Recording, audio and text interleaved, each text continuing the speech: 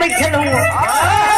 कौनो मेहरारू बा बड़ी बेचारी बढ़िया बा सीधी साधी बा, लेकिन मर्द ओकर बड़ा बहकौना मिल गया।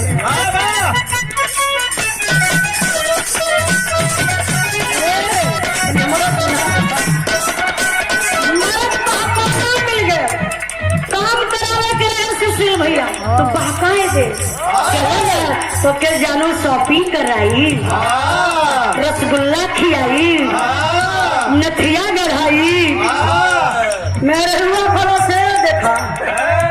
जब काम लगे के रही तो रसगुल्ला खियाई, शॉपिंग कराई, झुमका झुलनी गढ़ाई, और जब काम खत्म हो गया डल्लू भैया तो मर्द बाकावे लगल। एक पर